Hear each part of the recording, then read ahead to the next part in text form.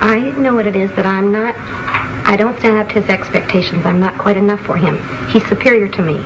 Although I want this type of man, I'm afraid I won't have enough to attract him.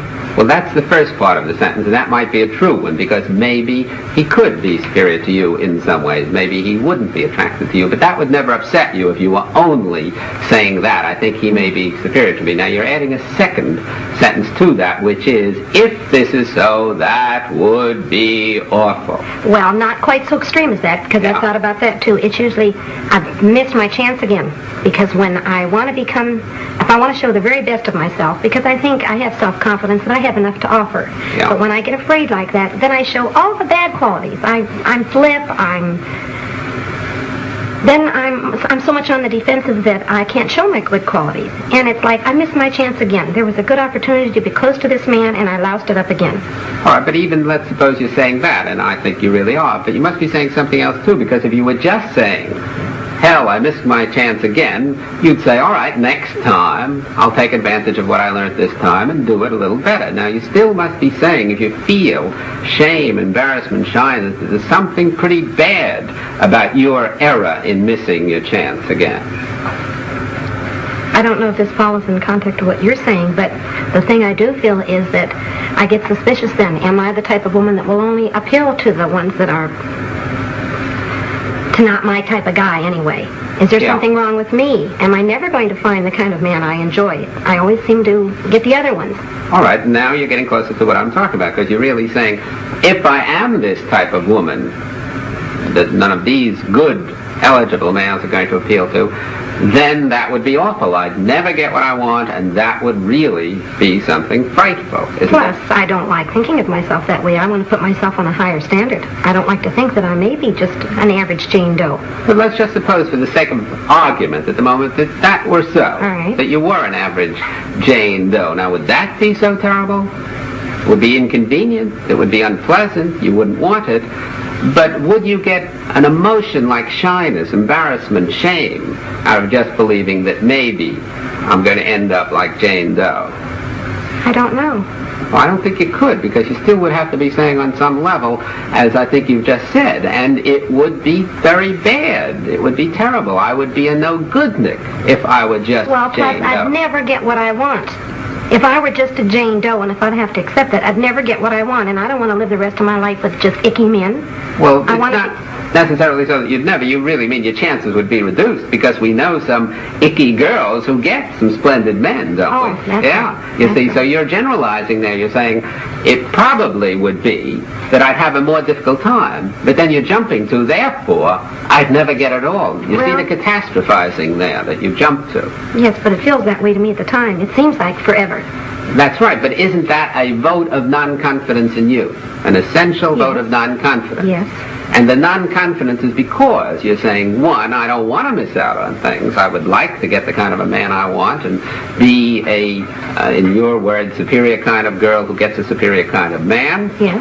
But if I don't, then I'm practically on the other side of the chain completely, a no-goodnik, somebody who will never get anything that I want, which is quite an extreme away, isn't it?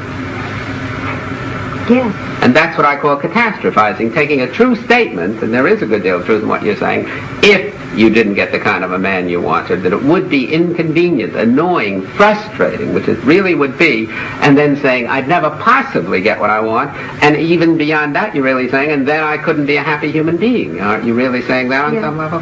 But let's just look at that. Let's just assume the worst, as Bertrand Russell once said years ago. Assume the worst, that you never got at all, for whatever the reasons may be, the kind of a man you want. Look at all the other things you could do in life to be happy. Well, I don't like the whole process. I don't even like as I'm going through it. I don't... All right, even if it wasn't a catastrophe, even if I didn't look at it as a catastrophe, I don't like the way I'm living right now. For example, when I meet somebody that I'm interested in that could have some potential, right away I find I'm not near as relaxed with him. I worry more, should I be friendly? Should I kiss him goodnight? Should I do this? If it's just a Joe Doe and I don't give a darn, I can be anything I want to be. I turn out to be more of a person when I'm not as concerned. I don't like the way I'm, But you're not merely concerned, you're over-concerned. You're anxious, because if you were just concerned, you'd do your best, and you'd be saying to yourself, if I succeed, great. If I don't succeed, tough. Right now, I won't get what I want. But you're over-concerned or anxious. You're really saying, again, that's what we said a moment ago, if I don't get what I want right now, I'll never get it. And that would be so awful that I've got to get it right now. That causes the anxiety, doesn't it? Yes, or else work toward it. Yes, but if I don't get it right now, that's all right, but I want to feel like I'm working toward it. Yes, but you want a guarantee, I hear. My trained ears hear you saying, I would like a guarantee of working towards it. And there are no certainties and guarantees. No, Dr. Ellis, I don't know why I'm coming out that way. What I really mean is, I want a step toward working toward it. Well, what's stopping you? I don't know, I thought, well, what I was hoping is, whatever this is in me, why I don't seem to be attracting these kind of men, why I seem more on the defensive, why I seem more afraid, you could help me what it is I'm afraid of, so I won't do it so much. Well, my hypothesis is so far that what you're afraid of is not just failing with this individual man, which is really the only thing at issue when you go out with a new, and we're talking about eligible males now, we'll rule out the ineligible ones. You're not just afraid that you'll miss this one. You're afraid that you'll miss this one, and therefore you'll miss every other, and therefore you prove that you are really not up to getting what you want, and wouldn't that be awful? You're bringing in these catastrophes. Well, you sound more strong at it, but that's similar. I feel like this is silly if I keep this up. If you keep There's something I'm doing. There's something I'm doing not to be as real a person with these men that I'm interested in. That's right. You're defeating your own ends by... I've done it again. Right. If I weren't so doggone anxious about trying to hook this guy, I could be more real. He's going to enjoy me more if I'm real anyway. So I'm only giving him the stinky part of me. Right. How can anybody I respect a chooch? And that's what I am when I don't really come through.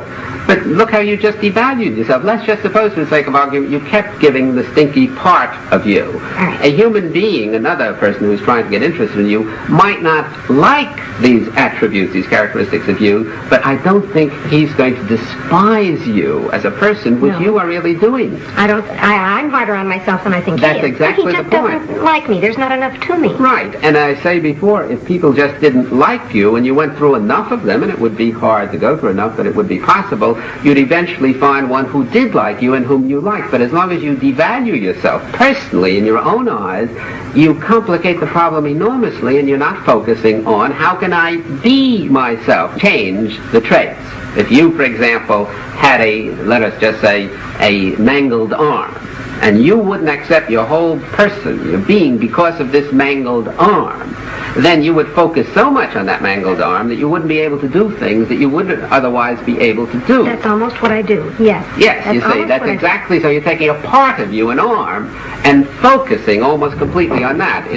Just to bring it down to our own conversation, you're taking a part of you, your shyness, your not being yourself with males, and focusing so much on that part that you're almost making it the whole of you.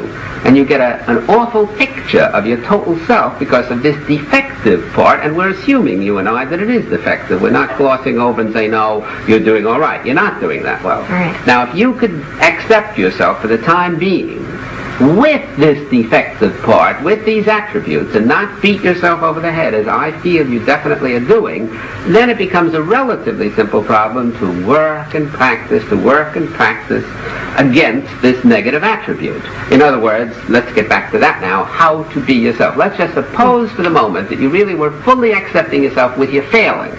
All right. You know you're going to go out, you know you're going to screw up with the next man, the man after that in all probability, but you're saying, all right, I have to go through a learning process, that's too bad. I won't be very good during this while, but I'll do it just as I would at ice skating, where I'd have to fall on my neck for a few times before I learned to ice skate. Okay, now let's suppose that. Then, if that was so, if you were really accepting you, you'd go out, take the risks of being you. Because after all, if you do win one of these men, you have to be yourself. You're not winning them for a day. You're not winning them for an affair. I assume you want to marry one of these individuals eventually and be with them on a long time. But mostly a long relationship. I don't think so much of marriage is a long relationship. All right, a long relationship in the course of which you couldn't act. So we don't want to give you some